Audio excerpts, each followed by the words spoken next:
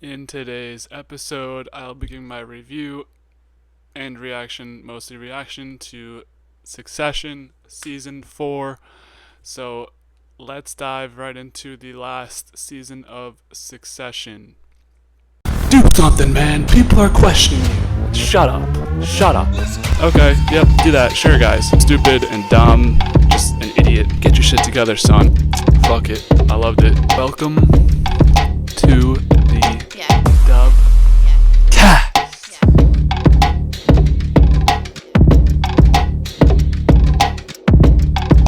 Coming off of season 3, I was very eager to get into season 4. I've been trying to watch these faster and faster. It is the summer, so I'm a little busy, even though football is coming up, so I'm trying to finish it before football.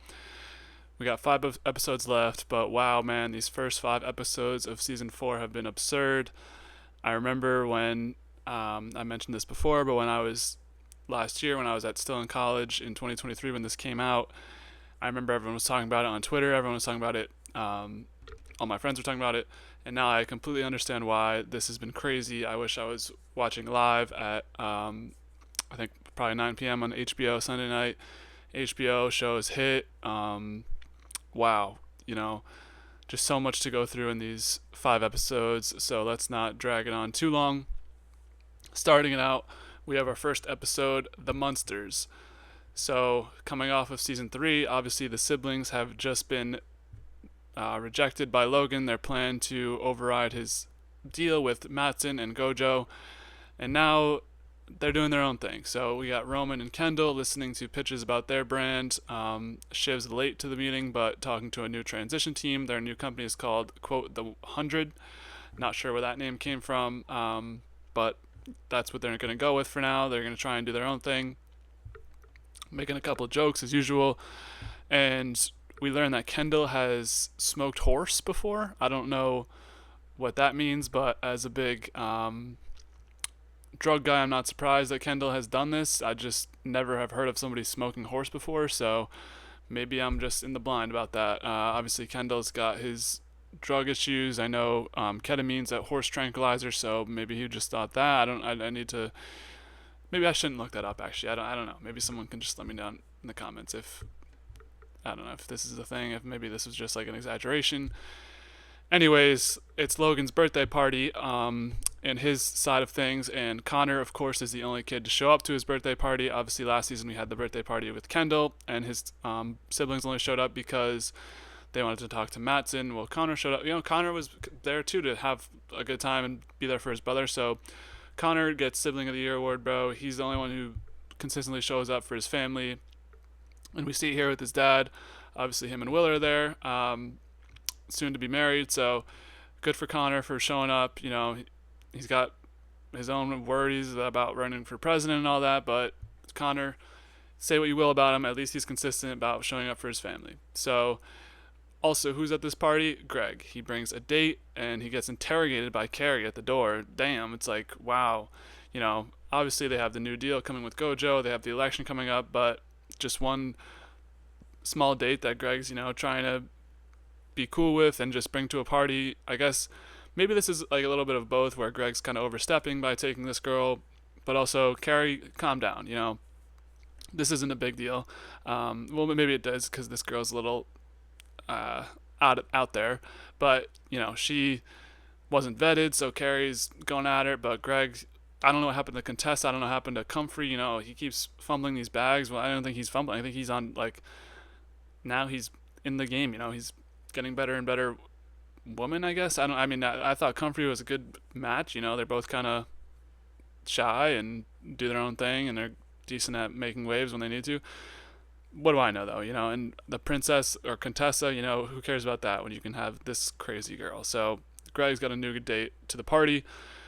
Tom also in the building. Not yet though, because he calls Shiv and lets her know that he had a drink with Naomi Pierce. Odd pairing there because last time we saw Naomi, she was with Kendall, and it seemed like they were pretty rock solid together. Tom's got some confidence now though. Shiv's kind of like, hey, Naomi was with Tom, and Kendall didn't know about that either. Seems like Kendall and Naomi have kind of broke things off. Shiv's a little down bad for this. She's upset that Tom's seeing a new man, which makes sense because, of course, she doesn't want to be with him. But then the second they break up, he sees another girl and she's like, "Oh, that's my guy." She's just classic. That's just classic Shiv, and I don't even need to go into that. That's just obvious. So Connor at the party is talking about his presidential bid. He still has 1%, and he's worried about getting squeezed out. Bro, like, this is a long shot. You have 1%. I mean, Greg even says, like, dude, 1% you're worried, but, I guess take what you will. He's worried about getting squeezed out. Willa seems to be more and more involved in this, like, maybe starting to believe a little bit. I don't know, but obviously, this is a very big long shot. So, why Tom was meeting Naomi was they're working on a possible acquisition where Waystar Royco acquires Pierce again. Quote, 48 hours and out, and that's it. But he lies to Naomi about talking to Shiv in front of the people. And, obviously you can't mention you're talking to Shiv when she's working on the other side because guess what? Shiv and them are cooking now with Pierce. That's kind of how this episode plays out. But Tom's worried about a possible breakup with Shiv, affecting his relationship with Logan. He says to her, like, if we're good, I don't know. Well, he says to somebody, if we're good, we're good. I don't know, Tom. Yeah, as we see plays out in these first 5 episodes, I don't think you're good. I think Tom's like a good guy to have on your side, but he's never going to be the guy to take over, be the leader of a group. I think that's obvious. So I don't think obviously him being with Shiv would be a good relationship for his advancement, but I don't think it's going to make too big of a difference. Anyways, we have the older folks talking about the kids and why they're not good. So we have Shiv is the yummy dummy Demi. Kendall is the fearless fighter. Oh wait, no, this is Kendall describing them. He says, we're a good team because Shiv is the yummy dummy Demi. Kendall's the fearless fighter of the good fight. Roman's the dirty little fucker who pushes his own buttons. And he says, we have a song to sing. So I'm here for it. It's been my through line through and through. I love when the siblings all team up and get together. Obviously, they don't have Connor on their side, but Connor's kind of irrelevant. So let's sing this song. Let's, work together. Let's figure something out. Hoping that this works out. I don't have high hopes that it does. Through where I am right now, they're still on decent terms, but they're all still have their own motives, so I don't think this is going to work out. But it was cool to see them try and work together for this episode at least, and when they had their own brand before they were folded back in by the events of episode 3. So Tom is roasting Greg about his date, of course, because Tom's always mad at Greg for something. She goes up to Logan and asks for a selfie, and that was cringe. Obviously, don't do that on his birthday. He doesn't even want to be there. He's already upset. Now this random girl's coming up to him asking for a selfie. That was cringe. This girl seemed a little, wild, to say the least. As I mentioned before, Logan's not happy. He says, I'm not going to sit like a cunt waiting for that old crone. I believe he's talking about Nan. Harsh words. Obviously, they did not end on the best of terms, but now Nan has pressure to sell. So this kind of becomes a battle for the Pierce company and who's going to win. So, I was pretty surprised by who does end up winning, but it makes sense in what happens. So, on cue, Kendall and Shiv want to acquire Pierce, but Roman is hesitant. He thinks they want to get back at Tom and Logan, which they do, but they also just, it's mostly that because it's like my dad's doing this and now let's do it, and we can also get back at them in the process. So that makes sense. I think there's more to it than spite, though. Obviously, Pierce has some sort of value. They want to sell, so there's possible, connections there. There's possible things lining up. So I don't hate it. What do I know about any of these businesses? Because, I don't know, it's the fake world, but I think why not acquire them when you have the money, figure it out. Logan is sick of this party and goes out with Colin to have a convo. This is a weird kind of convo, and this is kind of like, once you see the events of episode 3, it's kind of like now might have been Logan's like perspective on his whole life and what it all was. So he says nothing is the same as it was. Obviously, he's very old school. He doesn't like the new school way of doing things. He wants to live in the past. He says everything I try to do, people turn it against me. That's pretty true, but you're also very harsh in the ways that you did things and hurtful, and it wasn't the best way of going about it. Obviously, you had to be ruthless for your business, but this is kind of a poor me thing. I don't really like this from Logan. He also says there's no life after death, so maybe that'll be pretty relevant soon. I don't know if I agree, but I guess Logan's just gone now. Spoiler for episode 3 if you haven't seen episode 3, but you have, so it doesn't matter. So Connor, back in Logan's place, wants an exotic wedding in order to get into the news cycle. If he falls under 1%, he'd become a laughing stock. Will is tentative to all this, just kind of like, well, let's just have a nice normal wedding. 1% doesn't really matter. Well, at least she's thinking that. I don't think the exotic wedding is gonna. I mean, I guess it could put you in the news cycle depending on what you do, but I don't know if that's for good or for worse. You might just look like a clown. Obviously, that's the game you play, but I don't know. Greg and his date do some sexual things in the guest bedroom, and Tom just scares the shit out of Greg. This was a great girl by Tom. I don't even know if Logan does have cameras. Apparently, he has CCTVs, everything, everywhere. And Tom tells him he needs to go tell Logan. I thought this was obviously a joke. I don't think it's true, but maybe Tom was just looking out for the best interest of Greg. I don't think so, though. Why would Logan go through? Logan doesn't give a shit about what happens in his house. I doubt he's ever even looked at a camera. So Tom pretty pulled the wool over Greg's eyes here. Yeah, I didn't. That was just stupid. But obviously, Greg is not the smartest character, so he believes it eventually. On the Kendall Roman side, and Shiv side, they pull up to the Pierces. Don't love the new short hair from Naomi, if I'm being honest. I liked her hair better in season 3. I don't know why we felt the need to do that, but it seems like a thing that people do. I did it, so I'll give respect, but I like the longer hair better from Naomi. No one wants to tell Logan that the kids are the rival bidder, his kind of little gang that he has with him. Carl ends up being the one to tell him, and of course Logan gets really upset. So while all this is happening, Greg chooses that now is the time to tell Logan about what happened in the guest bedroom. Seems like Logan kind of gives him like the old, like, you dirty dog, but he kind of respects it. So, Greg is mentioned in a very important document moving forward, and maybe this helps spur that. It seems like Logan's always had kind of a silent respect for Greg and the way he moves. Obviously Greg's not like some superstar, but there's respect there for sure. Nan has decided that it's going to be Logan's deal, but the kids are offering to be very competitive in price. She wants to know, is Shiv getting a divorce? Nan's just doing the perfect thing here of playing both sides while quote unquote not wanting to. Obviously, she's like in the middle of everything and wants to be in the middle. That's the good position to be in because you can just play each side and tell them, this one's offering this. We see it play out in this episode, the manipulation, and she ultimately gets the best price. She doesn't I don't know if she cares that much about the ethics of it all, because we know she likes Shiv, but does she like Kendall? Does she like Roman? And we know she doesn't like Logan, so I don't think it really matters to her. I think she just wanted a dollar sign. I think she mentioned a couple of times that her family wants pressure to her to do this, that they're ready to move out as well of the business. So good job on Nan, just playing the middle here. Perfect job. Good job. High praise. Now Logan wants jokes while they're waiting, and he says no one jokes anymore.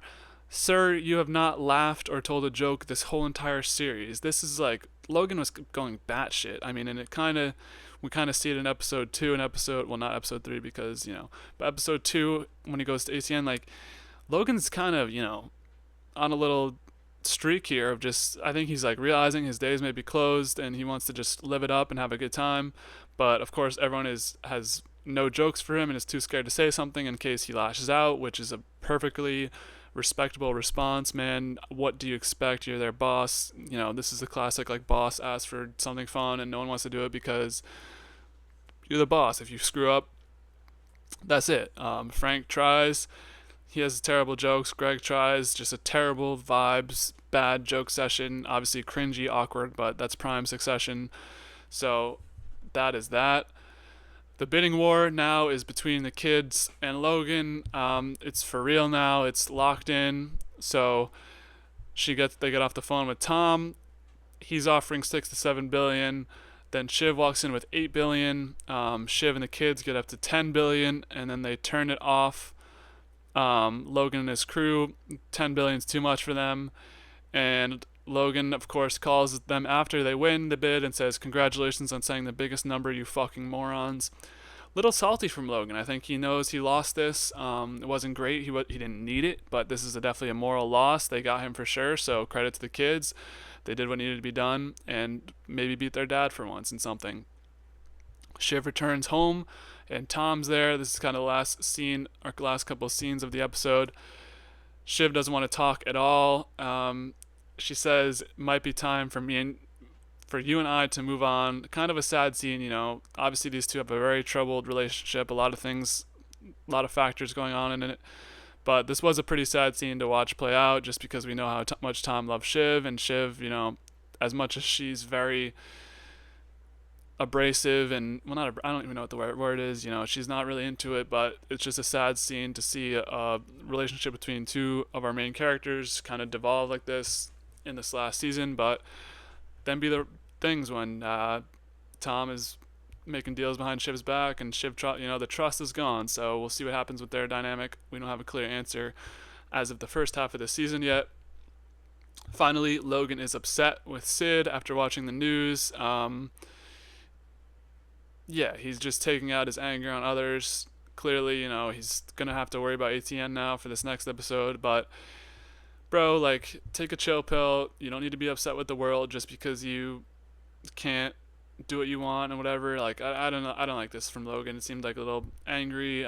Poor me again. So yeah, that'll wrap up episode 1. The monsters favorite of this episode goes to my girl Shiv. She uses her connection to get the Pierce deal to the kid's side. She's also able to control their side of the coin pretty well and gets what they want. Finally, she decides to ask Tom to end the relationship, and she decides she wants a divorce, something that I think is the best for both of them. I've been saying, Shiv, like, get out of this, you know, open relationship. Clearly, you want to just, I mean, the open relationship is fine if both parties agree, but Shiv, I think you can do better. I don't know if you really love Tom, so I'll give her credit for that as well. Least favorite, not a shocker, but goes to Logan. Just an asshole as usual to everyone besides Greg and Carrie. The joke scene was awkward. His combo with Colin was weird, and you know, I'll give him some credit for that because it was just like a philosophical, like, deep talk with your boy.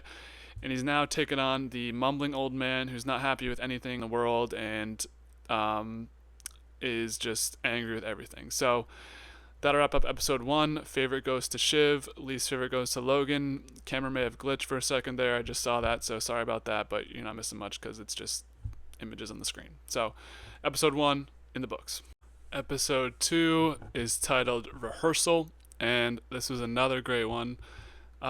This one starts out with Logan. He's going to take a visit to ATN to go talk to the quote clock washing fucks. And bro, everyone is watching the clock who works a normal job. Just because you're the CEO and you have to work 24/7, I mean, I get it. You're an immigrant. You're from money. You know, not from money. You built your own shit. You made this media conglomerate. You're on the clock. You're a badass.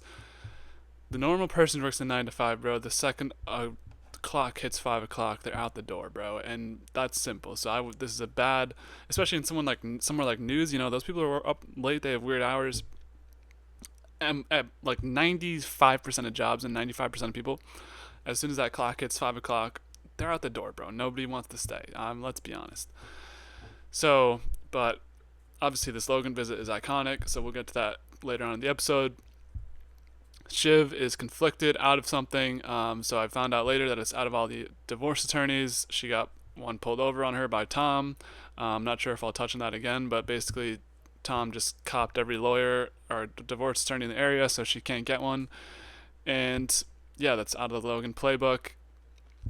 What can you say, man? I don't know. It's just scummy by Tom, but Shiv wanted the divorce, so should have been quicker than that. You know, Tom's got his rod. Should have been quicker than that. Come on, bro. Shiv, best of luck finding this divorce lawyer, but after these first 5 episodes, I'm not sure you're even gonna need one. So Logan has made his way to the floor of ATN. Greg is freaking out on the balcony, Logan's making everyone on edge. He's just kind of standing and watching you. This would be the worst thing to be a worker, and he's just staring at your computer. He makes fun of somebody for having just one email. This would be awful if the CEO just walks in and is watching your every move. You know, it feels like no matter what, you just can't do everything right. But Logan on the floor was iconic. I watched the trailer for the season before, and seeing him, this was like the scene they focused on, obviously, because I couldn't really go past episode 3. And this was just so funny to see this play out in real time and see what actually the scene was all about. So I did love this Logan at ATN dynamic. So Carrie has tried out to become an anchor at ATN. Logan is quote unquote keeping out of it. He wants to leave it to Sid and Tom to decide what to do with it.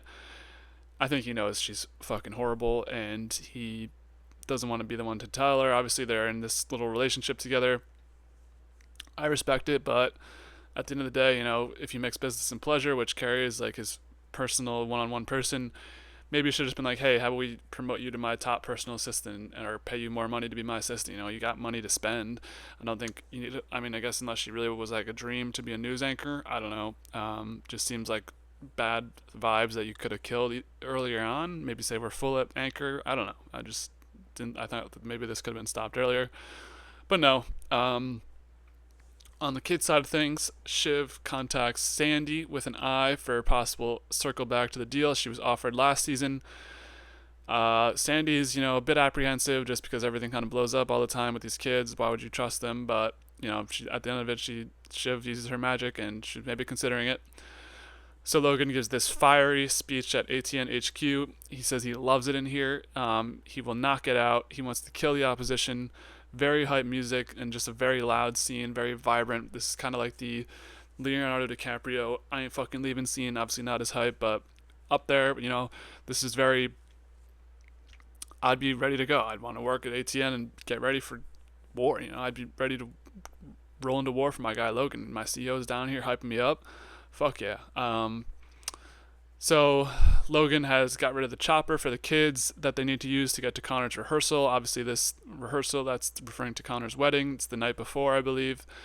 Stewie and Sandy want to meet/call with the kids, so they have no helicopter now, so they're constantly, throughout this whole half season so far, they're constantly juggling, dealing with weddings and rehearsals and funerals processions in their like business life. Obviously this business life never fucking stops, and especially the people who are on the outside really don't have respect for that. Well, this one's kind of more, well, it's Stewie and Sandy I'm talking about, but Connor's a little upset. He's freaking out. Where are they? But classic Logan move, just be a dick. Let your kids go to your other kid's wedding. This isn't really that hard. It's not that personal, but I get where he's coming from, I guess, because he's angry and he's salty and he's still angry at the world and upset with them. So Hugo and Jerry are laughing. This is another funny scene at Carrie's audition tape before Logan and Carolina come into the room. Hugo is like, Logan's trying so hard to ask him what's on that laptop, and Hugo's like, we shouldn't use it. And then Hugo has to do the old like close out in half a second. It was up there for a long time. I'm sure Logan saw it. I think he does because he catches on later on in the episode that Carrie's just awful at this job. But this is a funny thing, seeing Hugo and Jerry trying to figure out how to possibly like, what's the word I'm looking for? Procrastinate using Hugo's laptop. Just a funny scene there. So Sandy and Stewie want the kids for more money from Stewie. I don't even know what that means. I think they wanted more money. They want to be more involved in the process. They're even less in the know than Shiv was at all this time. So I think they just want more information, more money in the deal. We go to the rehearsal and the kids show up, and Willa is tweaking out. She's obviously like off put, just not the normal Willa. She's gonna eventually leave the rehearsal, which was weird, and you're kind of like, what's going on here? We don't really find out what's happening. So Connor is chilling upstairs when the kids get there. He says, "Look who's here, the Rebel Alliance." Funny. A lot of Star Wars references in the show, I feel like. Well, not a lot, but they make one every cut now and then. So that was funny. Good call out by Connor. Willa, we find out, stood up and said, "I can't do this," when she was supposed to give a speech, and then went to the bathroom with 40 minutes for her friends. Hey, Connor, maybe if she's doing this the night before the wedding, that's a little bit of a red flag.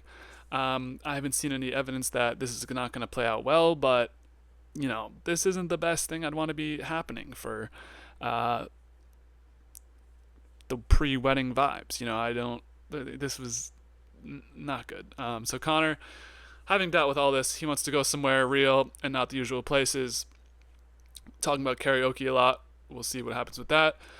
Logan is pushing for Carrie not to be involved in ATN. He knows she's horrible. He just saw the laptop video, but he keeps insisting that he's not involved. Tom's somewhat honest with him, like, yeah, she's not going to make it. She's not that good. I think Logan always respects that Tom keeps it a buck with him, so good for Tom there. So Connor has Will attract on her phone, the classic find your friend / life through 60, whichever one. Um, he says it's a factory setting that you can do that. Obviously it's not, and Shiv says no, it's not. Obviously, and is laughing. Love the love when all four siblings are together, just roasting each other. Especially in like lighthearted fun. I mean, obviously Connor's going through it right now, but yeah, this was a funny scene as well. So Mattson is going to make a call to Kendall of all people, and he tells him Logan needs to back off or he won't buy Waystar.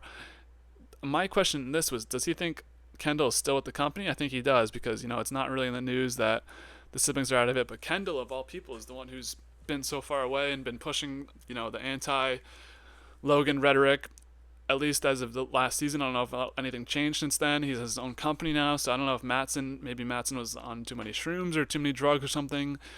This was a weird call here. You'd think he'd make that call to Roman maybe, but what do I know? Obviously, Kendall and Mattson do have a relationship because Mattson was at Kendall's birthday party.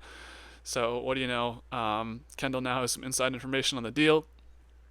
Tom has now knows that Carrie will be fired, but of course he's not going to do it himself. He pushes it off to Greg to do.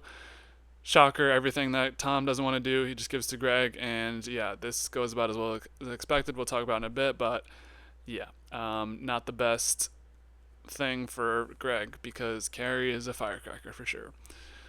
So Roman has been getting texts from Logan. They find out awkward.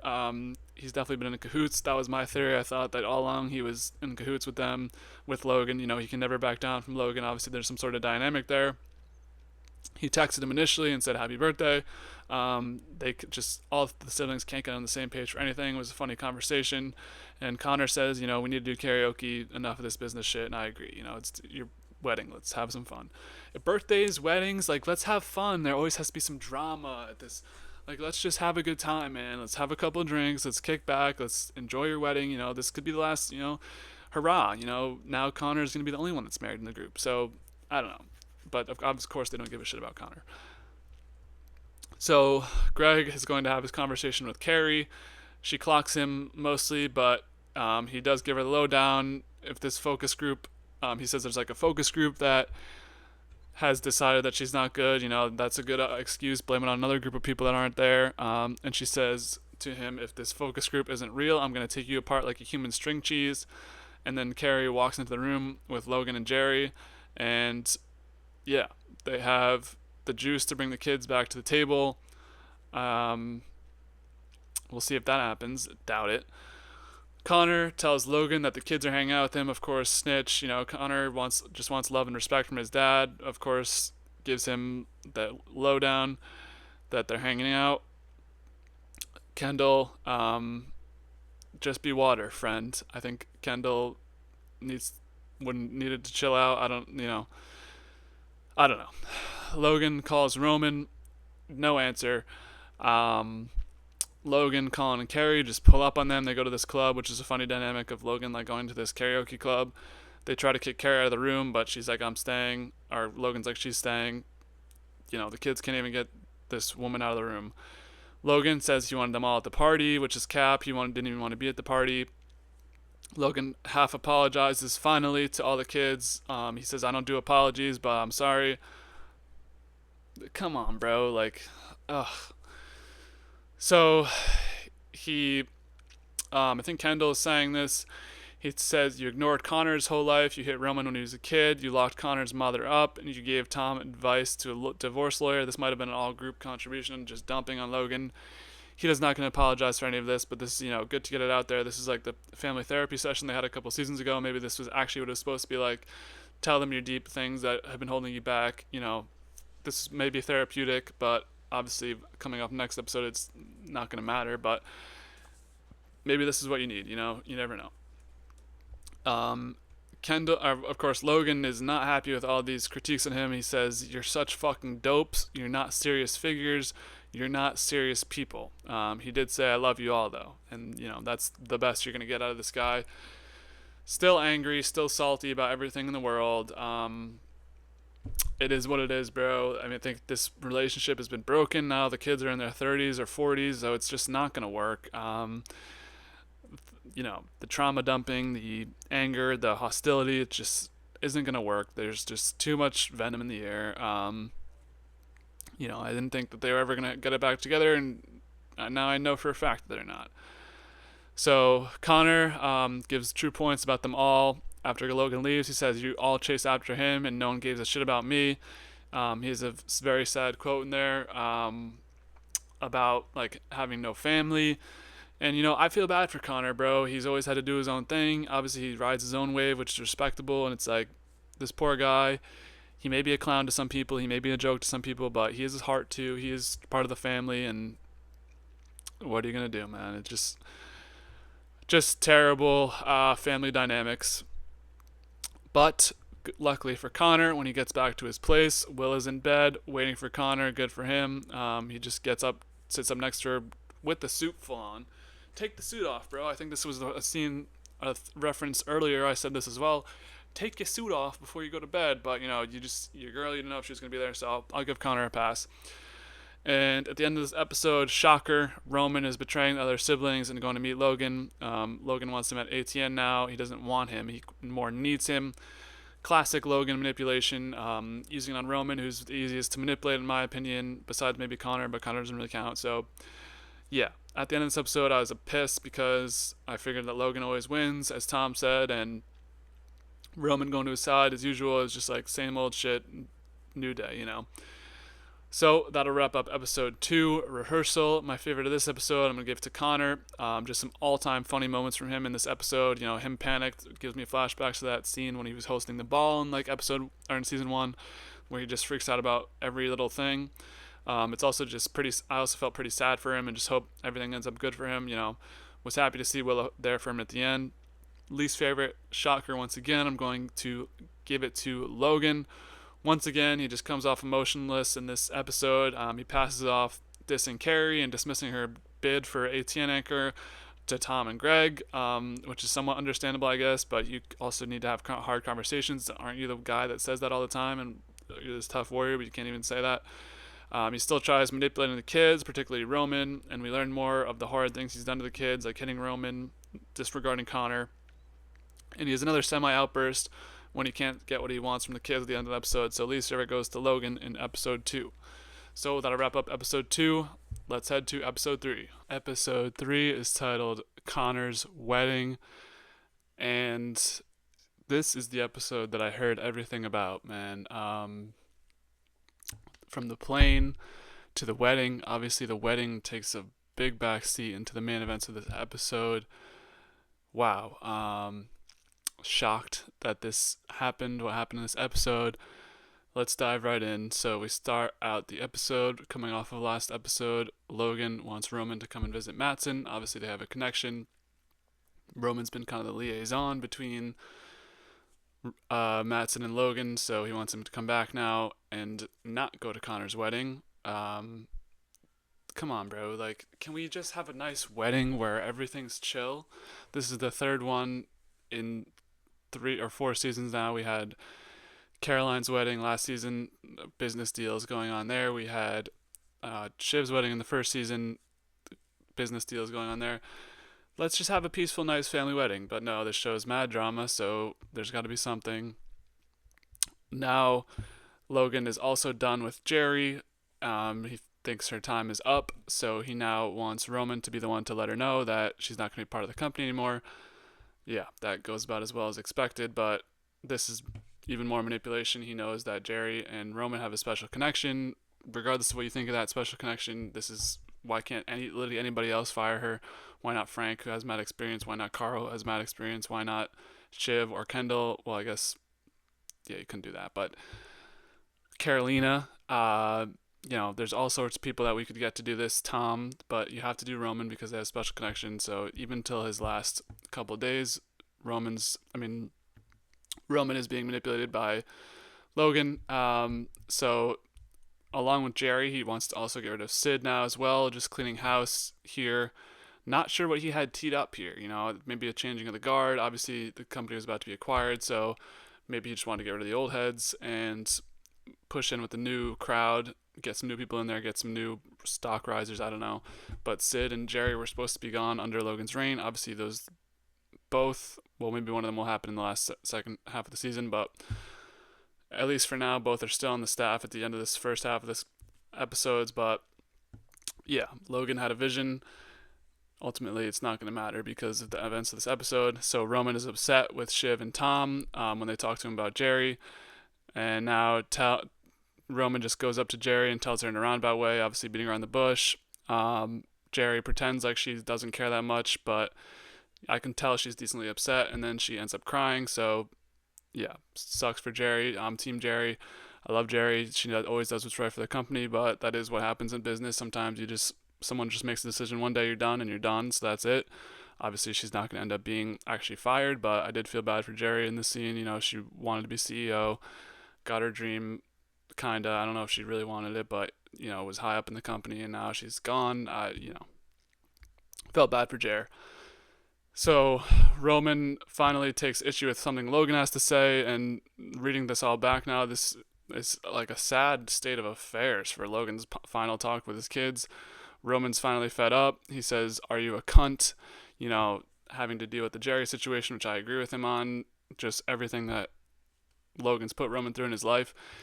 It's not great. So, but now this is like the last couple things we see from Logan because he has a health issue on the plane, and Tom calls Roman, and they're doing heart compressions on him. And yeah, this time I was like, whoa, because I don't know what happens at the end of the show, so I had this was a shock to me. I was like, what is going on? He might be dying. I was like, whoa, like this is happening now. Obviously, they alluded to it in the past with the UTI last season, and in season 1, episode 1, he had the health issues there. At this point, he's like 80 something, so I guess it's just not something you're really thinking about when you're watching it. So Frank is trying to get the kids to talk to him for possibly the last time. This is just an awful, sad scene of Kendall and Roman talking to him through the phone. But ultimately, Kendall says, "I can't forgive you." And, that's. I wonder if Logan was. I don't think it matters much. Due to Logan doesn't think there's life after death, so it doesn't really matter if he was already gone, what they said to him. But if he was there, that's rough words from your kids for the last time, and this is just a really tough situation. Even what can you even say? You're choked up with emotions. You're talking through a phone to your parent, and this episode was just a very tough watch and very sad. Shocking. Well done by all the actresses and actors. It's just crazy. What happens? I was on pins and needles the whole episode. I was like, is this real? I didn't think it was real. I thought maybe they were pranking them. I couldn't believe it. You can't ever believe Logan on whatever, but we don't even see him past the first couple of 10 minutes of this episode. So it's like, whoa, this is for real. So Kendall alerts Shiv. This is another sad scene. They have to go down and get her. They think he's gone. They're doing a lot of chest compressions, which I took CPR in high school, and they're only supposed to do that for a minute. So by this time I was like, he's gone, bro, because maybe I could be wrong on this. Maybe there's some EMTs out there, but when you're doing chest compressions, you're only supposed to do a minute and then stop. Maybe you're supposed to keep going. I don't know, but I feel like they were doing a lot. They get the defibrillator out, but at this point I was like, yeah, I don't think so. It's just not going to work. Just tough scenes all around. Kendall gets in that mode again from season 1 we saw, I think, when he was just very aggressive. He starts ordering people around, the doctors, and wants to talk to the pilot. Obviously, the pilot's still flying the plane in the air. He's just being very reactionary, and, no ill will for me for that. Your father's about to die. You got to be in charge. But, yeah, it's just frantic energy. Everyone's asking, is he gone? Is he gone? Frank is the one in the room who's like, yeah, he's gone. He has to tell the truth. So he does tell them that he does think he's gone. And so now they have to go and tell Connor. Shiv and Kendall do this. And Connor's first reaction is, he never even liked me. And this is just going off of last episode, just sad season for Connor. Everything's kind of come to the light. We all knew what he's been saying is true. We just haven't like heard it vocalized, and now are getting these. Last episode, he said, I never really felt like I had a family. Now he says, I know he never even liked me. He quickly changes on that, but it's just really sad. And he says, I can't do this. Obviously, it's his wedding day. It was supposed to be one of the biggest, best days of his life. Now his father is dying on a plane where he has no control. It's just, I do think Connor and Logan had some sort of special connection personally. We saw them in a couple scenes there together alone. They had some jokes and laughs about things that they grew up with, and he is the oldest son. He's the oldest kid. So it's just awful, man. Whatever you think of Logan, this is just like a real reaction to death. It's just really sad. Roman thinks that there's a chance he's alive. Everyone else thinks he's dead. And then Roman starts kind of freaking out once he realizes, I guess that's his way of sort of rationalizing it all. Carolina, of course, somebody has to be in control of the business side of it because that's what this show is about. She wants to start planning the contacts that they need to get. So she does with Carl, Tom, Frank, and Carrie. Well, Carrie walks in and they kick her out to get organized. Her smile irks Tom. Yeah, Carrie was a little weird in this. Obviously, everyone deals with death differently, so no complaints from me. But Tom didn't like the smile from Carrie. So Tom calls Greg. Logan is dead, confirmed. Tom's also being a dick, but kind of being sad. Once again, everyone has different reactions. He says Greg's going to go into the office and get things for Tom. I'm not sure if this will probably come up in the last half of the season because I don't think we've heard about this yet. Hugo enters the room with the siblings. They've stopped the CPR. It's over. Hugo's going. They're going to do a statement. Kendall's pushing the narrative that they weren't estranged, which, yeah, this is not the time to dig up the old beefs, at least until like next episode. But yeah, obviously he's died. You got to honor his life. This is very just a sad state of affairs. Jerry also enters the fray. She wants to hold off the announcement until the markets end, which we see what Logan's impact on the markets is at the end of this episode. So that's a smart strategy by Jerry. Shiv's freaking out and wants them to stay in the air, which I don't know if that's really the plan. You should probably want to land the plane and help him out that way, get him out of the air, but nonetheless, everyone's kind of freaking out. Kendall's trying to keep everyone's head on straight because everything will be recorded. He says we're highly liable to misinterpretation, and yeah, this could be bad if things get out, but I mean, everyone's just kind of grieving their own way. I guess the media is pretty harsh nowadays, so I don't know. Maybe there are things you need to be worried about. So Connor and Willa maybe will cancel the wedding. Connor thinks if they don't do the wedding now, Willa will walk away. And then he asks her, "Are you just with me for money?" Basically, she admits that there is an aspect to that, but she's not going to walk away. They are going to end up getting married later on in the episode. So happy to see that. I like Willa, I like Connor, so glad to see they finally tied the knot for good, and everything's all good with that after the kind of scare last episode. So the kids will draft a statement. They want to be in control for now of the narratives and everything, which makes sense. They're the family. Roman is actually really sad and trying to talk to Jerry about it, but she's not really having it. And, we need a good outlet for Roman, man. I felt bad for him. Obviously, in the last couple seasons, he had been the one really by Logan's side through and through, and you can tell it's really just has a bad impact on him. So he talks to Kendall, and they have kind of a nice conversation. Roman says, "You're not going to be okay," and Kendall's like, "You're not going to be okay." We both know that they both think they're not going to be okay. This is a very tough. This only happened a couple hours ago. It's just sadness, man. They lost a family member. So as I mentioned before, the market price has already dropped. Roman says that's dad right there, just symbolizing how much Logan meant to the company. Shiv gives a quick statement to the press, and the siblings do a nice group hug. I love that scene because, as always, I love when the siblings are on the same page and actually loving each other, which is rare, so that makes it more awesome even when they do.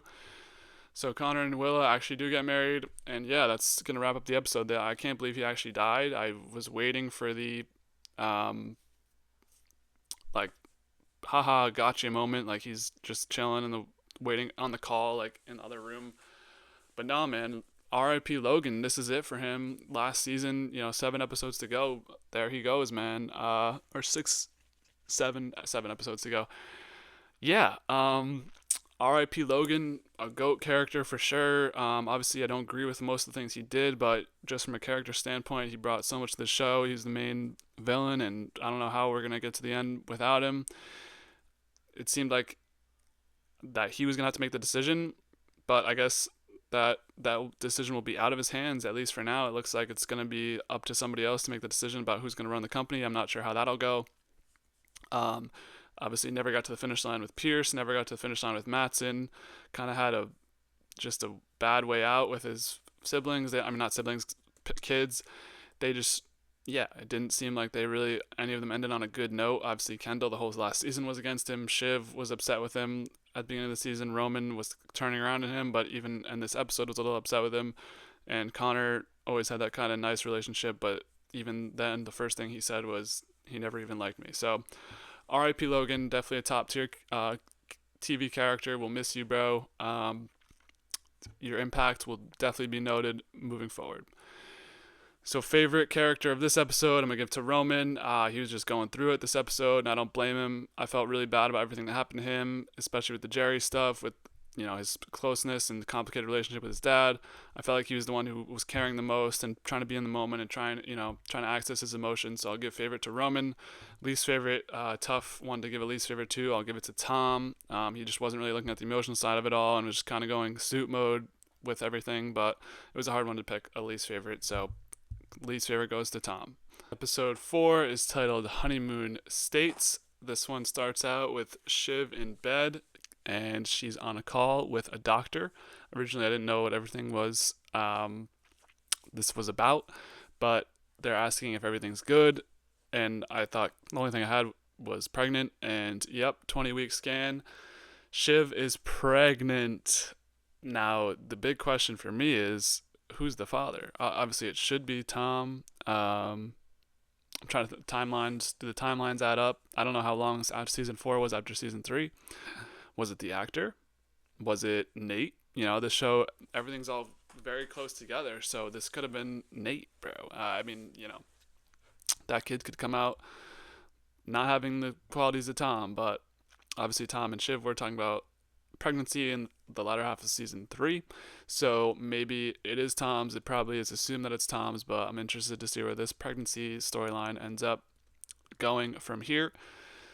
So once the funeral processions have begun, guess who's back? Back again. It's Marcia. Wasn't sure we were ever going to see her again. Kendall runs into her right when he goes up to Logan's place, and he's kind of tentative on like, why are you here? I didn't think you guys were together at all. And she says we had long calls at night. Not sure about that one. I think that's pretty cat, but she's the only one who is alive to tell the tale. It seems like Logan was pretty infatuated with Carrie and did everything with Carrie, so I'm not sure, did Carrie have to leave the room when he was calling? I guess we'll never know. I'm not too big of a believer that these calls actually happened. I think that's the intention of the writers, is that Marcia's just here to collect her check and get out. I always thought she was here. I don't think I know her and Logan cared about each other, but I don't think she cared too much about him. Obviously she cashes out at the end of this episode. I think it's the end of this episode, but I don't know. She did somewhat care about her, and she did organize the troops. So glad to see her back. I think she's an interesting character that honestly wasn't really doted upon too much in the past 2 seasons, I think. So Marcia is back for this last half of the season. So the siblings are all together, and of course, let's have a nice funeral. Nope, we gotta have the coroner demolition derby. As Shiv says, the plans are in the works about who's gonna be the next one to take over. Shiv, they have a business plan. The call is the same time as the funeral to discuss who will be the next one to take over. So of course there can't just be a nice funeral and mourning for Logan. It has to be tied in with the business somehow, but I'm not sure he'd want it any other way. Anyways, Greg is in the building. He tries to make his way into this with the siblings, and that's something that'll happen a couple times this episode and this half season, but they're not having it, especially Roman. Roman's never really respected Greg. Kendall's kind of out on Greg because he flipped sides, and Shiv, I don't even know if we've ever even seen Shiv interact with Greg other than that one scene I mentioned last season. So yeah, I don't think this is going to go well for Greg. He's going to try it again next episode, but it's like, dude, this isn't a thing, bro. Don't think it's a thing. So now the elder statesmen, as I'll call them, all huddle together to decide what is going to be the future of the company. Obviously, this is Logan's core group of people. We have Carl, Jerry, Carolina, Frank, and Tom. So they're debating about who's going to be the new interim CEO. You know, Carl is going to retire soon, but he's like, I wouldn't mind being the interim CEO until you guys find somebody else. Jerry obviously was like, I did a good job. I want to be the CEO again. Frank, I don't think really wants it either. I think he's close to retirement. Carolina doesn't really have the experience. I mean, she's kind of just circulating the conversation, not really pushing herself. And of course, Tom is going to push himself, and Carl gives him the lowdown, like, dude, you're not going to be CEO. Just stop. And yeah, Tom, I think, always had a little bit of inflated sense of self, especially in the business world. He always thought that there was some sort of promise there for him to be the leader, but it didn't really seem like that was ever the case. So yeah, Carl shuts that down right away. The siblings try to make a call to Mattson to talk to him before the big meeting, and they get Oscar, his assistant, answering the phone. Mattson, I think this is just proving once again he continues to be hard to deal with. It's not easy to get him on the phone to talk for a couple minutes and figure out what his deal is with this whole situation with the death of Logan. And they call him on their dad's funeral, and it's like, no answer. Whatever. I mean, Mattson, we'll see about him. Connor is talking to Marcia, and he needs a new place for him and Willa to move now that they are married and need an upgrade, I guess. I guess they want to come back to the city. And Marcia pretty easily is like, I will do it for 60 to 70 million. Connor's like 63. She's like, done. So 60, nice little 63 million payday for Marcia there. Yeah. Marcia, got your check. Wonder what else. Does she still have those board seats? What else is in the picture for Marcia? I'm not sure if this is the end of her story, but I don't know. Some say she's in it for the money, but I don't know. I'm conflicted. Frank, as the executor, I believe that's what it's called, for Logan, has all of his wills and assignments and whatever, and he has a piece of paper with the wishes of Logan in the event of his death. And I didn't think it was going to be this simple. I thought, well, it isn't this simple because there's a lot of complications with this one piece of paper. But we'll talk about that in a second. I thought they were going to hide it until the end of the series, but we find out later on what this paper is. So Hugo pulls Kendall aside. His daughter sold stock before the news dropped of Logan's death, and Kendall's going to potentially help him out. Hugo's stock is dropping a lot, bro. I thought he was like in it. I thought he was one of the people like Jerry, Tom, Carl. Like I thought he was in there for good, but he's kind of just like the guy who sets everything up. Clearly isn't thinking that hard. Why, he says he didn't even have a relationship with his daughter, then why'd you call her to tell about the stock and Logan, sus. I think Hugo's going to end up not doing well at the end of the season, but we'll see what happens with him. Tom now moving from Team Elder Statesman to Team Kendall. He's wants to put everything as water under the bridge, and he's ready to serve. That's his thing this episode. He just says, I'm ready to serve. He said that in front of the Elder Statesman. Now he's saying it to Kendall, and he'll say it again. It's just like, Tom, bro, you've ratted on everyone. Everyone knows that. No one can trust you. Everyone is keeping you at arm's length, besides Greg, who just seems to do everything for you, but no go for Tom. So the papers say that Kendall was supposed to take over as CEO over 4 years ago. That makes perfect sense. It seemed like Kendall was in line to do it right when we started the show, the first episode, before the events of the first episode even. That seemed like that was going to be Kendall. That was going to be his thing. Roman was a joke at that point. Connor was out of the picture. Shiv was doing politics. So it's like, obviously Kendall's going to be the choice. But there is a complication with this perfectly drawn line through his name. Will that be, was that underlined recently? Because it's an addendum, or was it crossed out? I think it was crossed out. Like, come on, Kendall, in season 1, he screws up majorly with the kid. I mean, obviously, I don't think his role was that big as Logan makes it out to be in that. I think he could have gone through a trial, but hearsay. I mean, not hearsay, but that will be that. Logan thinks that's a big fuck up. Obviously, he has the drug issues that keep plaguing him throughout the series.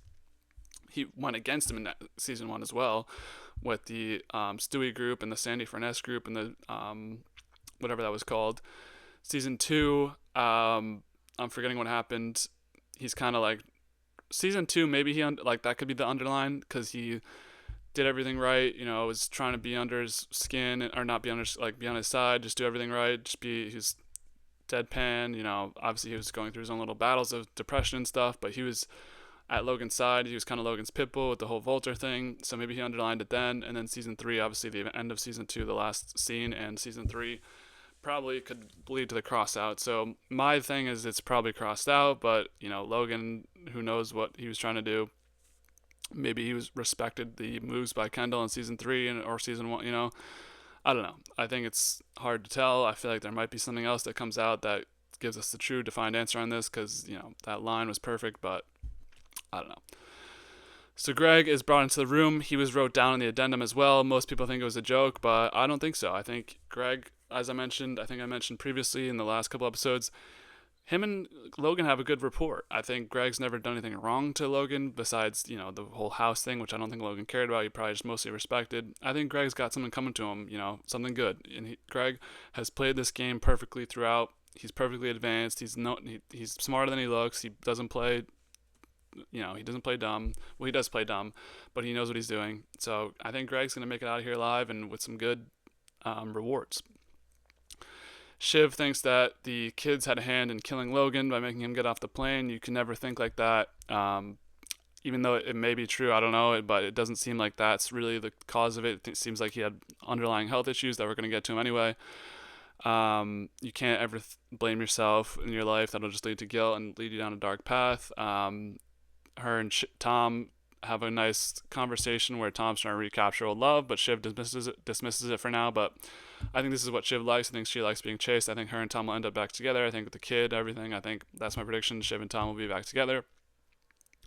Sandy, and Stewie pull up to the funeral. Sandy is smiling in the wheelchair. Obviously, longtime adversary of Logan. They say that that's how his face is, but I'm sure he's permanently smiling. Where that's more effort than just like droop. You think he'd be drooped down, but he's smiling now at his death. Obviously, Sandy, in whatever limited state he still is alive, was probably very happy to see that Logan went before he did. So Carrie has arrived to the funeral. Marcia doesn't want her here. Obviously, there's very big contention between both of them. Probably Marcia was not happy with the relationship that Carrie had with Logan. Marcia doesn't let her upstairs, but Carrie's a fucking wreck. Apparently, she says that they were going to get married. I don't know if I believe that. Logan seems to be kind of the guy who just promises sweet promises and never actually goes through with them. Yeah, she spills everything on the floor and she's got to get out of here. Marcia makes sure that she's out of here very fast. So now Tom makes his pitch to Roman, here to serve. Wow, he did the rounds. I didn't even count the conversation he just had with Shiv, but he was trying to get in with her. He's just trying to latch himself to a boat, but nobody wants him. So I wonder what's Tom's plan for the next couple episodes. We'll see. Kendall starts rallying his troops, starting with Stewie for him to be interim CEO. He's got the line now. Underline potentially is on the paper. The best he has to offer is he says, "I have a deal for you, bud." Okay, you got to do more than that. Obviously, Kendall double-crossed Stewie in Stewie's mind because of the season 1 thing. So there's a lot of relationships playing out in this last season. And yeah, I think everyone's kind of tentative for Kendall, but is there really a better option? I don't know. Yeah, honestly, I'd take Kendall over Shiv, to be honest, just based off what I've seen. Roman, I think, could be a decent option if he keeps his head on straight, if he gets the right people around him, which I think he could. But, if he goose off thing, it's nice what they end up doing. So the siblings do talk before the board meeting. Kendall agrees to Roman working with him, but he doesn't think that will look good optically. They agree. Or they don't think it'll be good for Shiv to come along with them. They don't think 3 is good. They think 2 is good. And I think that's okay. I think you could go with Shiv. I don't think it would be that bad, but I also do understand what they're saying. 2 people is one thing, but 3 people is a crowd. So they say they don't want to fuck her over. They promise not to fuck her over. I wonder if anything will happen of that. So Kendall and Roman officially step up from COOs to CEO, and Shiv is not happy. She storms out. She fell on the ground, and now she's telling people not to smile and laugh at Logan's funeral, and maybe that's warranted, but, as people are having memories, it's probably not even a serious funeral. It's freaking, because no one in this series has, serious emotions. But another thing doesn't go Shiv's way, and she's not happy once again. So, Emblem Lennon, I don't know what this is, but they have nice photos and a follow-up to what Logan did to the letter. Oh, these are the strategies. They have embalm Lennon, which is they give nice photos and follow what Logan did to the letter in the his paper, or they do a more complex fresh start. Operation Shit on Dad, as Roman says, but they want to do the normal route for now, or at least seemingly so. Roman wants to do that one. But Kendall starts second guessing the paper and the cross through. We see him look at it in the mirror in the bathroom, and he's going to start worrying now that he needs to make sure his dad is thrown in the bus. So he orders Hugo to stop drafting the bad stuff about Logan. Come on, dude. Like, this is all happening over the events of a couple days. It's like, bro, can we let the man rest for a little bit without slandering his character? You know, those pieces are going to come out in like a year about how he's a shitty person. It's like, whatever. I mean, this is just like, we can't do anything. We can't do any normal family functions. Obviously, that's the point of the show. It's just frustrating. So that'll wrap up episode 4. Favorite of this episode goes to my boy Kendall. He starts balling immediately, regardless of not having any emotions about his dad dying. His dad did screw him over at the end of season 2, and was very rude to him at the end of season 3 as well. I've always been a Team Kendall guy, so that's my guy. Let's go. I doubt he's gonna end up in the winning position, but he went to work this episode and he got what he wanted out of it. So I gotta give it to him. Least favorite goes to Shiv. Even after she agreed, emphasis on agreed to the plan for Roman and Kendall to be CEO or co-CEO, she's still so upset over it, and she has to ruin other people's day and get angry and fall just because she didn't get what she wanted. A classic Shiv. I'm sorry, I don't know if I'm being mean, but I feel like this is just a classic Shiv where she doesn't get what she wants, has an outburst, and it doesn't go where she wants it to go. So, favorite for episode 4 goes to Kendall. Least favorite goes to Shiv. The last episode in this half season of Succession is episode 5, titled Kill List. And here we go. This is another great episode. So this one starts out with Kendall and an homage to the first ever episode, him listening to rap, coming into the office. This time is his first day as the new CEO. They've assigned new teams to him and Roman. Jerry and Carl check in with Roman and Kendall, make sure everything's going okay. Matsson wants everybody to come to Norway to finish off this deal, so that is where most of this episode will take place, in Norway, and they're gonna go. So Shiv is starting to get the negative pieces about Logan. She stands up for him against her brothers. Obviously, Kendall's in the know. He's the one who put these pieces out there. They want to, I don't think Roman's really focused on this right now as the new leaders. They don't really care that much, but we'll see if anything comes of that. So they tell her on the plane that they'll cut Tom's throat for her if she wants. Obviously, she's supposed to be a part of this business-making decision team, the leaders of the company, and he was right there on the other side of the plane. So did he hear? I'm pretty sure he heard because of their later conversations. Obviously tough. Shiv did stand up for him, though. She said, no, I want to keep him around. So, little mixed signals there, but I'm sure they'll be okay. Matsson's place in Norway looks lit. There's just nice waterfalls. We get the classic scenes of people just driving around in the cars and just beautiful scenics all around. Norway. I've been to Norway. It was the dead of winter. It was really cold, but in the summer it looks like it'd be a nice getaway. The place they stay at looks awesome. They do a couple weird things because it's Matsson and he's trying to fuck with them, but the resort overall looks awesome. Just cool vibes, man. Matsson has a good taste for his little escape hideouts / vacation spots for sure. I think this is like a retreat. So the goal for the siblings is to get to the number 144 for the share price. Anything under that is unhappiness. Anything over that is happiness. To keep it simple at the beginning for the initial negotiations, it's going to be Kendall and Roman that take up the first negotiation. But the elder statesmen are nearby: Jerry, Tom, Carl, Frank, in case they need help. And you can tell that they just don't trust Kendall and Roman at all because they check in with them like a million times. Connor is worried about Logan's look right when they're taking the gondola up to the place where Matsson's staying, and of course, worst timing ever. He does this 2 times in this episode. Marcia has been in and wants Logan to be in a kilt. Not really sure what the vibe was with that. Obviously, Marcia has to take control of everything she's involved in.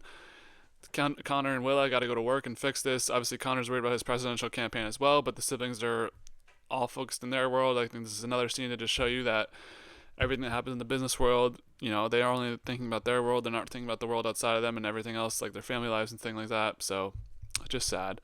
Mattson wants to meet with just Kendall and Roman, as I mentioned before, but he says the Roy's brought too many people, but you literally sent an itinerary of people to bring. So, Mattson, I think he lost a lot of stock this episode. He tries to play mind games, but it doesn't really work too well because they start to catch on to it. And the fucking Roy family is the fucking Roy family. They're not going to, they know what's good for everything. So, nice try, buddy, but I don't think you're in the know for now. And some of the stuff that comes up later, this could get bad for you, Mattson. We got 5 episodes left. I don't know what the ending of the show is even going to be, but I would venture to guess that it's not going to end well for you. So Mattson's joking around at the beginning, saying he'll buy everything for $1. Nice, bro. Like, he's so like specific about how he wants the business negotiation to go, but half the time he's like joking and being an asshole. It's I saw somebody said that this is probably like Elon Musk. I don't know if I think this is like worse than Elon Musk. I don't know what it's like to deal with business Elon Musk personally, but we saw the whole Twitter thing, how that played out. Obviously, he did end up buying it, so I think maybe he will end up buying it. But I don't know if the timelines match up with that because the whole Twitter thing happened in like December. I don't know if they're still filming in December, especially I think this released in like March. I wasn't watching this live, so you guys can let me know. Anyways, he does now want ATN though. He wants everything. Originally, ATN was going to stand alone and be what the Roys just kept running by themselves. Not Mattson was going to buy everything, parks, cruises, everything, but except leave ATN alone. And that was Logan's kind of dying dream, was to have ATN stand on its own and do its own thing. But now Mattson wants that as part of the deal.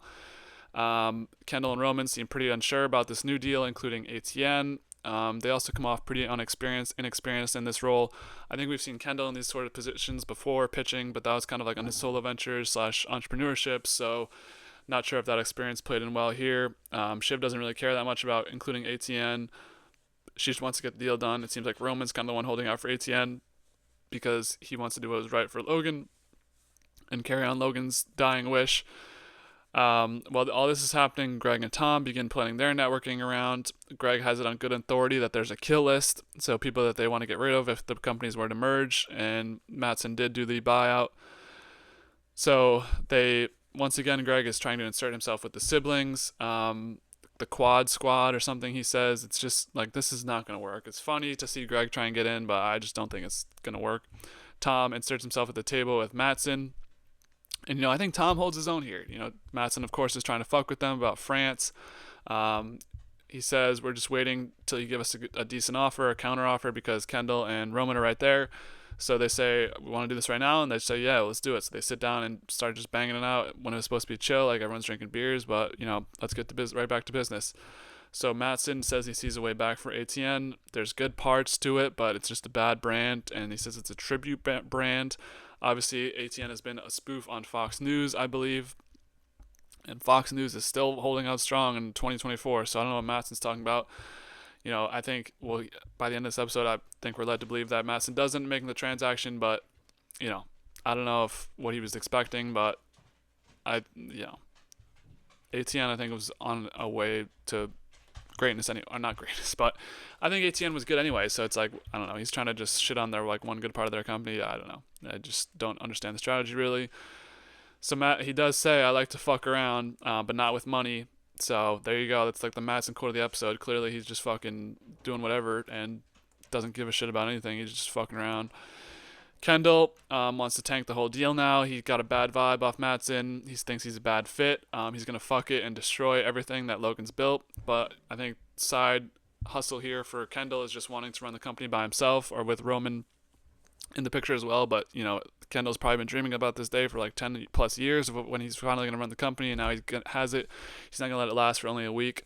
Roman, he gets on board. They both want to tank the deal now, because Roman has that added aspect of ATN. He doesn't want to give up ATN. But who makes the late night visit to Mattson but Shiv? They have a little one-on-one in Mattson's room. Mattson offers Coke to Shiv. And at first I thought she was doing it, but I don't think we ever saw her like implicitly do it. She's kind of just playing around with it. So good for you, Shiv. You have a kid, remember? Mattson sent a former girl a half brick of frozen blood and then just kept doing it.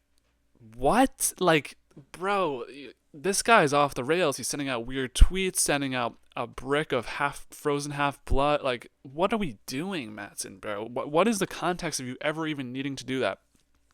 And now, especially with a girl who, has turned you down. And guess who it is? It's Ebba, his comms person. It's his Carolina.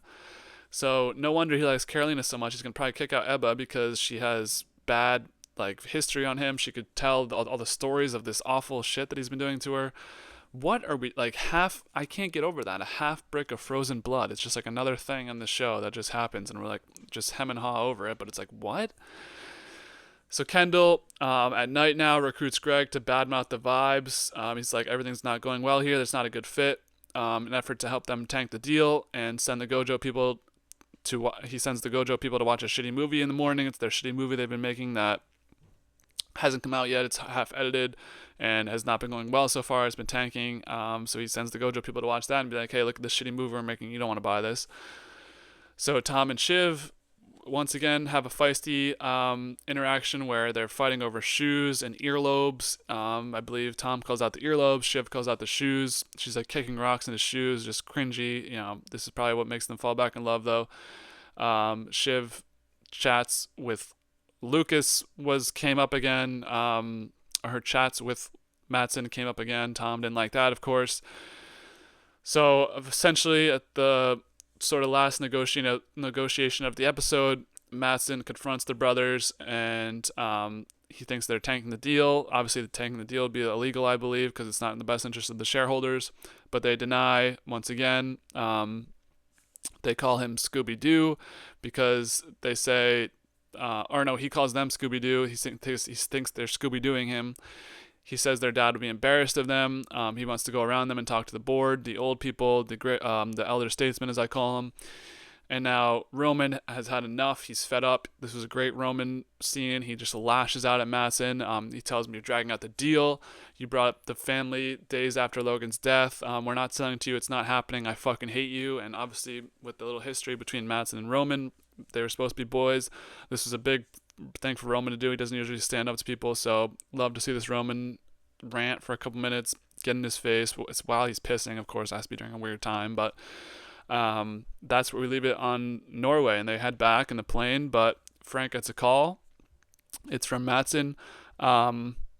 He revised the offer, and now it's higher for everything, 192. So our number was 144. Now it's 192, and of course they have to accept for the board, or else it looked like they're really tanking the deal. So the brothers, not what they wanted. We'll talk about that in a second. So Shiv and Tom have a talk. Sid is finally going to go. She's going to make the executive decision, and she wants to promote Tom. So all of this, obviously, fake fighting and all the conversations I've been talking about this half season have resulted into Shiv wanting Tom again, of course. She asked him to get dinner when they get back. I would be hard-pressed and shocked if Tom said no to that. So they are on the mend now. So we got the scene of Shiv mastermind. Matson gives her a call. Asked for pictures of the brothers' faces. I'm assuming she was in on this, telling them that they're probably trying to tank the deal and you got to just offer a number they can't refuse. And so that she snaps a picture of Kendall and Roman's face to Matson's joy that, after that confrontation with Roman especially, he thought that they were trying to tank it, so it's a big I feud to them. And finally, at the end of the episode, we got the kill list. Who's on the kill list? It's Ray and Mark, these two characters who are randomly brought along this episode. At least for me, I don't remember them. Of course, they're going to be on the kill list because they're just people that are fodder. But the big ones are Hugo. Obviously, Hugo fucks up with the former Olympian. He's just kind of on defense mode right away, so that was not a big surprise. And Frank and Carl are on this one. It's a quote-unquote speculation list, but I'm sure both of them will be happy to get out and just go to, I think Carl said he has a Greek island he can go to, so I'm sure both of them will be happy to get out of here and, chill on their golden parachute, as they say, and just cash out. So mostly the big one's Hugo here. Notably left off the list is Tom, so Tom did a good job with Matson. Tom knows how to play his way around. It's pretty simple, pretty obvious there. So that'll wrap up episode 5, Kill List, wrap up this half season. I'll give my favorites and least favorite, and then we'll talk about the last half for a couple minutes. So, or not, probably a couple seconds. Favorite of this episode had to be Roman until the last scene. I got to give it to Shiv now, though. Her big power play. She wanted the company to be sold. She gets what she wants. Obviously, was able to manipulate Mattson pretty well, a guy who seems to be pretty fucking hard to manipulate. She loops back Tom. She loops Tom back into her life. They're gonna get back together, so that's good. She's starting to make a run here. I think Shiv's hot right now. The last couple of episodes, she's getting hot at the right time. Least favorite of this episode, I gotta give it to Mattson. He just has some really odd admissions this episode, and of course he just immediately sims for Shiv. I mean, not to, I was a little hypocritical here maybe because I was simping for Shiv in like the first episode, and still kind of am at some points. The European way of business is different than the Americans, but he just seems to be a little bit extra at all times. So favorite goes to Shiv, least favorite goes to Mattson. So that'll wrap up first half of season 4, Succession. I was looking at the first episode that I did 3 months ago. I'm sorry this is taking so long. It's been a busy summer, but we're wrapping up Succession. This will probably be the most in-depth show review I do. So what to expect in the near future. Got a new series coming out / like just chill pod. If you're listening to the Succession, I'll tell you about it because it's just going to be titled episode 56. I had a conversation with my friends Rat and Bert. We just veered off into randomness for an hour and 40 minutes, so that'll be a fun one to listen to. Other than that, movies will still be coming soon. Watching Devil's Advocate soon. That's my next one I need to watch, so expect a review on that. NFL, wow, NFL happened. It's right around the corner, and we got to make a decision on what we're doing with that. Hopefully, we'll have some guests to pull in. Hopefully, make some picks, talk about the games and everything like that. And yeah, second half of Succession season 4. Once I'm done with Succession, top 10 TV shows of all time. I've been thinking about this list for a while. New Succession was pretty good, so once we're done with Succession, we will get to that, and I'm excited for that one. So thank you guys for sticking along. I feel like the Succession people are the strongest people on my channel. You guys watch everything, you comment on everything, even though it's only like 1 or 2 of you guys, or 1 to 3 of you guys commenting. That's more than I get on my other stuff. So I really appreciate you guys. Make sure to subscribe, leave a comment what you think. And I'm really excited to see this last half season. I have no idea what happens, so I'm sure I will be just as surprised as the end of every season. So thank you once again, and as always, be easy.